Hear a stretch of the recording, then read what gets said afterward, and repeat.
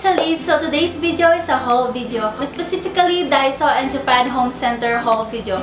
Yes, yung mga Japanese dollar store na tig 88 lang yung mga items doon. Pero meron din naman 66 pesos.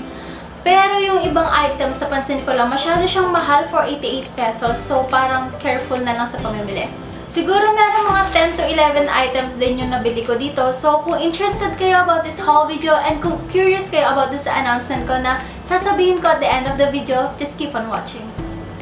So, meron ako ditong dalawang bag. Yung isa Daiso, yung isa Japan Home Center.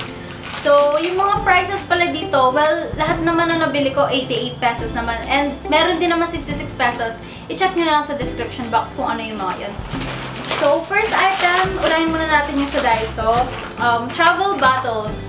Ito, 88 pesos din. And then, meron ka ng dalawang bottles na pwede mo nang lagyan dito yung mga shampoo mo or yung mga conditioner na dadalhin mo for traveling. Kasi, kesa naman yung dalhin mo yung isang bote na malaki ng shampoo. So, ito, napaka-useful niya. And then, meron ding dalawang bottles na pwede mong ilagay dito yung mga perfumes mo na yung nalagyan ng perfume mo babasagin. Siyempre, ayaw mo naman idala yun for traveling kasi baka mabasag. And then, meron din siyang dalawang ganitong container. Pwede mo to siguro lagay yung mga sunblock, sunscreens, or yung mga creams na nilalagay mo sa mukha. Next item or items, yung mga makeup stuffs. So, bumili ako nitong Seductive Cheek and Highlight. So, meron na siyang blush and meron na siyang highlight. Kasi nakita lang ako sa kanya, para siyang laruan. Para siyang laruan. So, meron na siyang brush and highlight. And then, meron na rin siyang applicator, yung parang brush niya na red. Yung binili ko sa mga makeup stuffs doon kasi kung papapiliin kasi ako aside from lipsticks, highlights talaga yung highlighters talaga yung gusto ko talaga na makeup. So, try natin. Tignan natin kung ano siya. Pwede na. Okay. So, ayan siya. Ito yung blush niya na, yes, pigmented naman siya, as you can see. Ayan. And then, yung highlight niya is ito. So, okay lang siya and siguro tatry ko siya sa mukha ko. Gagamitin ko na tong brush na to na binili ko rin doon. Ito yung brush. Ito yung blush brush. Blush brush. So, ito yung blush brush nila. So, ayan, ganito siya. Malambot din naman siya. Okay lang siguro to for 88 pesos. So, try nga natin yung highlight nila kung okay lang. Wait lang.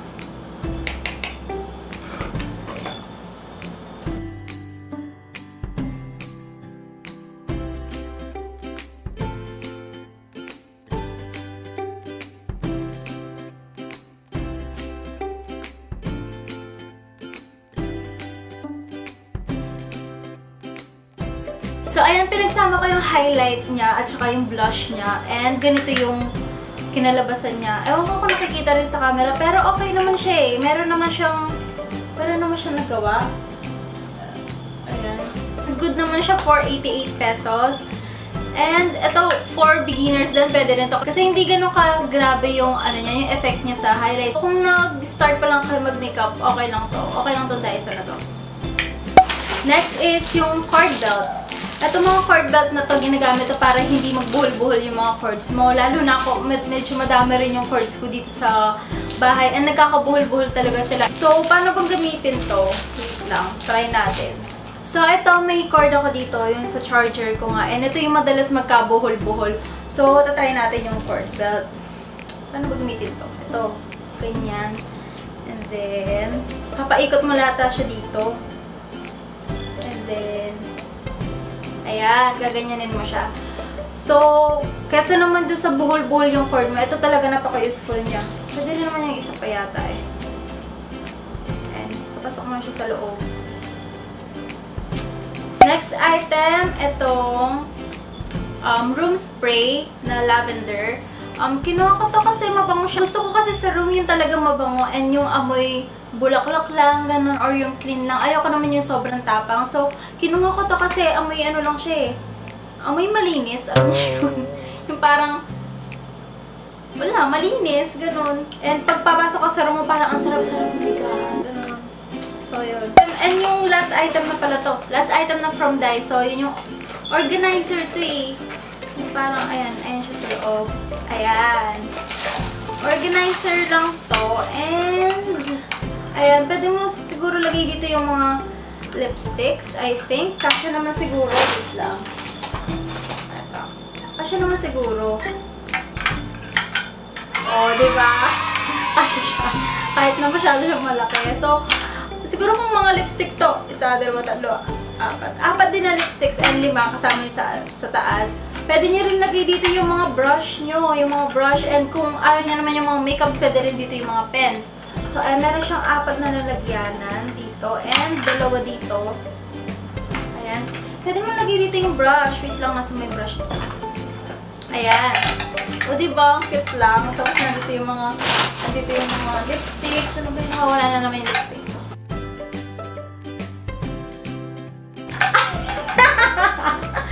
Ay, wait lang. Ito na pala yung lipstick. Nasa loob. So, ayan. Yung kulay niya, para siyang para siyang brownish na clear or transparent. Pero meron din kasing white nito kasi yung maliit lang siya, yan, hanggang dito lang siya. Meron naman siguro malaki pero hindi talaga namin mahanap. Kinuha na namin yung sa pinakadulo, binagbubuksan na namin yung mga boxes na nandun, pero wala talaga. So, ito na lang, cute din naman siya. So, moving on. Ito na tayo sa Japan Home Center. The country's first and original 88 peso store. Pero, oo yata, mas nauna to sa Daiso kasi nung high school pa lang yata ako, niyaya ako nung teacher ko na pumunta dun sa Japan Home Center. Wala pa yata yung Daiso nun. Hindi ko lang alam. Pero sabi dito, na siya. Yung first item na nabili ko dito, ano yun? Oo nga aircon. Organizers. Ewan ko, gusto ko talagang mga organizers kasi kailangan na talaga yung organize yung buhay ko. Kasi parang ang gulo-gulo na dito. Meron ako nitong malaking organizer. Meron siyang mga dividers. Hindi ko lang alam kung natatanggal to. Wait lang. Ay, hindi siya. Hindi siya natatanggal. So, ayan, meron siyang 3 compartments na pwede mo rin paglagyan ng kung ano-ano. Pwede mo rin naman lagay dito yung mga makeups mo. Pwede dito yung mga bottles ng foundation. Pwede rin naman dito yung mga powders mo or yung mga, parang yung mga highlights. Yan, kuwari yan. O, diba? Okay lang siya. And para hindi magulo tinitignan. And then, pwede rin dito yung mga, pwede dito. So, pwede talaga to para ayusin yung mga gamit mo and nakaka-organize talaga siya ng gamit. Kasi nga organizer. Next is organizer nga ulit. So, meron siyang divider. Divider niya yata ito eh. Wait lang. Ay. So, ayan. Meron na siyang divider na pwede mo ilagay ito. Ayan. Okay. Oh, diba? Pwede siyang pwede mo siyang lagay dito. And pwede mo ilagay dito yung mga pens mo. Wait lang. Ayan. Pen lang muna siya. Pwede mo ilagay dito yung mga pens mo, pencil, scissors. Ay, 66 lang siya. Oh. So, ilalagay ko na lang talaga sa description box yung mga prices para malaman nyo kung ano yung 66 and 88. Pero ang alam ko kasi itong dalawang organizer lang yung 66. Ay, hindi, 88 to. Oh, ito lang siguro. Hindi ko alam. Next, hair elastics. 24 na siya. Bilang nga, 1, 2, 3, 4, 5, 6, 7, 8, 9, 10, 11, 12, 13, 14, 15, 16, 17, 18, 19, 20, 21, 22, 23, 24. So, 24 siya. And bumili ako nito kasi lagi ko nawawala yung akin. Hindi lang naman siguro ako yun, yung nakakawala ng mga ganito, yung mga ipit.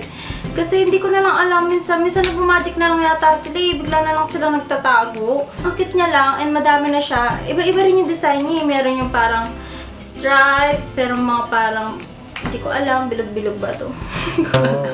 And meron din ng mga plains mirror or mirrors kasi meron siya sa loob.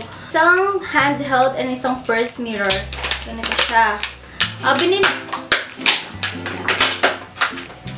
So, binili ko to. Basag yata siya. Hindi may gas-gas. Pwede na sige. Binili ko to kasi wala akong mirror dito na may hawakan and yung ganito kalaki. Kasi, syempre, mas helpful to kapag nag-makeup ka, nakikita mo na agad. And, meron din siya libre na parang purse mirror. Ayan, 2 yung mirror niya dito. And magagamit mo talaga to pag nasa school ka. And ito naman, magagamit mo siya pag nasa bahay ka. So yun, 88 pesos lang to eh. Oh, 88 lang ah.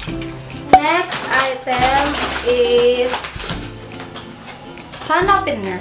Ang random lang, di ba? Pero kasi wala kaming, matinong can opener dito sa bahay.